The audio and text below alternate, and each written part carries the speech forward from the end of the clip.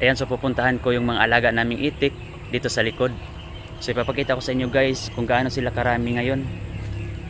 Yan pala ang aming bahay kubo dito sa likod na nilagyan ng mga itik at manok. So punta naman tayo dito sa itaas na parte ng bahay kubo. Ayan, so may mga manok dito guys, so taas. So dito naman sa ilalim, merong mga naglilimlim na mga itik.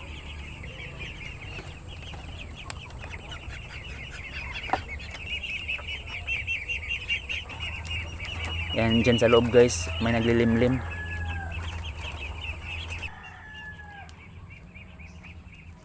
Nilagyan ito ni airpods ng parang daanan nila.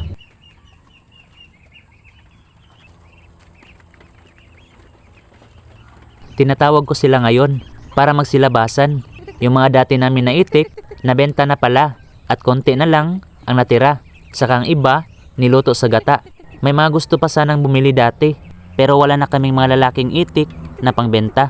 Madalas ay mga lalaking itik ang nabebenta kasi mas malalaki at malaman. Merong bumili na pinaghalo nila ang lalaki at babae para paramihin din. Malalaki ang mga itlog ng itik kumpara sa regular na itlog ng manok.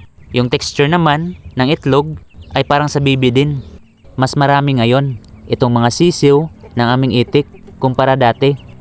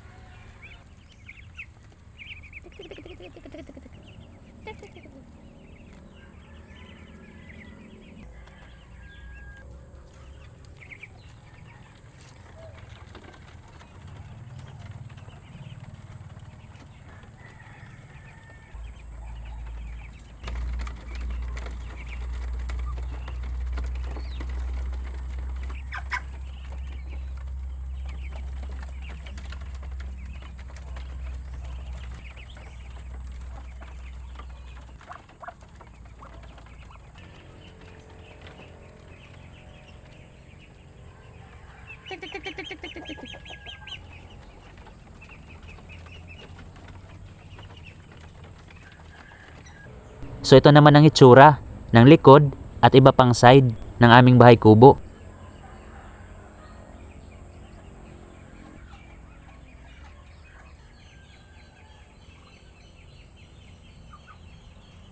So ito na guys, magpapakain na kami ng mga itik ngayong hapon. Umaga at hapon namin ito pinapakain. Minsan naman sa tanghali. Yan ito guys. Oh. Si mother ko guys. Yan o. Yan sila. Yan ang dami no. Yan, napakarami na guys. Oh. Ang mga pinapakain pala namin dito ay pinaghalong kanin, kangkong, darak at yung katawan ng saging. Bani ang tawag namin dito sa Bisaya. Yan yung mga manok namin guys, so nagkalat lang.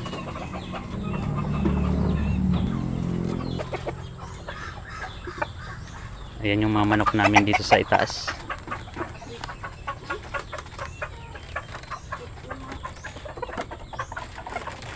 Bali 3 tandang dito sa itaas. So ayan guys, pupuntahan namin ngayon ang aming palayan. Bukas na pala yun anihin guys. Ayan, so malapit na kami. Ayan siya.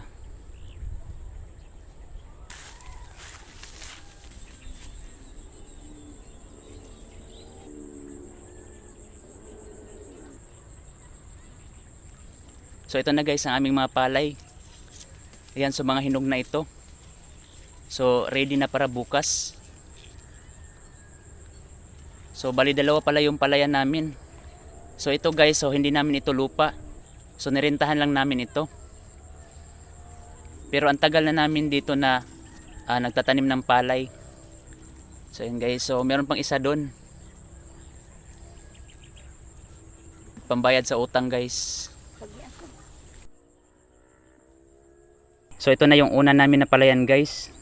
Ang gaganda ng mga palay. Yan o. Yan o. So wala siyang yung mga tahop na tawag namin. Yan, so ang ganda ng kanyang tubo. Yan, ganda guys oh.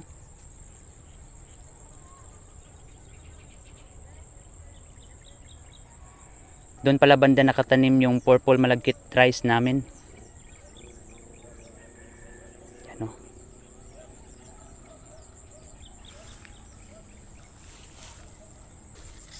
Yan. Ang gaganda. Bata pa lang ako ay hindi na nag-spray si Airpods sa aming palayan. Naglalagay lang siya ng mga abono. Ganito kasi yun guys. Member siya sa group dito dati. Nakasa Kalikasan. May mga friendly insects kasi na nakatutulong sa magsasaka. Sila yung mga gagamba at mga tipaklong sa palayan. Sila yung kumakain sa mga harmful insects. Namamatay din kasi yung mga friendly insects kapag nasprehan sila. Okay naman yung mga naging harvest namin sa aming palay. Yung nanay ko guys, nagbablog din siya. Ayan o.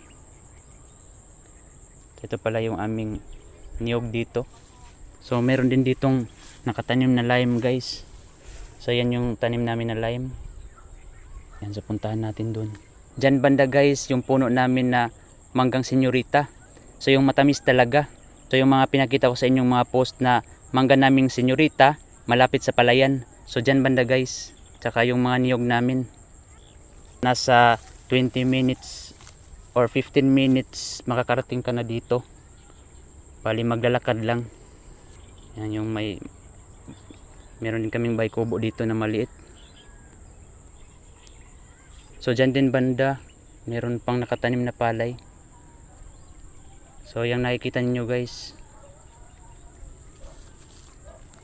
Yan, so punta naman tayo doon sa tanim namin na lime. So yung mga bunga dito ay bilog. May katandaan na din itong puno ng aming lime. Ito yung marketed na nandun sa bahay namin. So transfer dito guys. Ayan o. Ito maliit pa. So ito pwede na itong kunin kasi may juice na siya.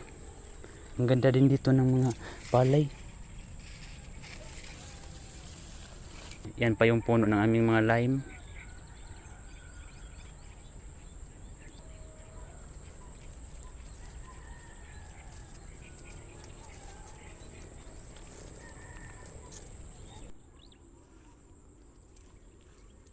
So ayan guys, pupuntahan naman namin ngayon yung purple malagkit rice.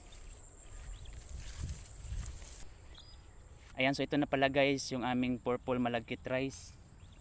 Ayan o. Nakaka-excite ito guys o. Ito yung purple malagkit rice.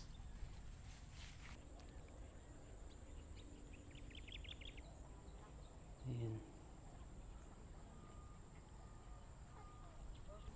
Ayan, may mga bunga ng bayabas. So meron pa dito guys oh. Purple malagkit rice pa din. Ayan, so yan pala yung puno ng aming paho mingo. Ayan. So matatamis din talaga yung mga bunga dito kapag malapit sa palayan. Ayan oh. Pero hindi pa siya namulaklak guys. At heto na ang puno ng aming manggang senyorita. So ito yung nasa post ko guys na matamis talaga, malapit sa palayan.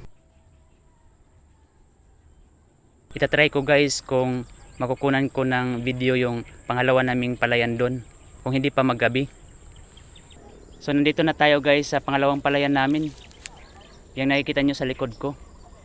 So ito pala yung plot na pinagtamnan namin ng mga iba't ibang gulay. So dito din banda nakatanim ang kamote ko dati na kamote orange. So nandito na kami guys sa pangalawang palayan namin. Yan o. Yan, so nagrenta din kami dito guys.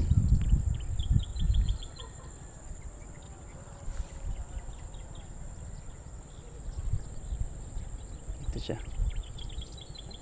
Magaganda din ang butil ng mga palay. Yan o. Yan so. Ganda din. Yan o. Ganda.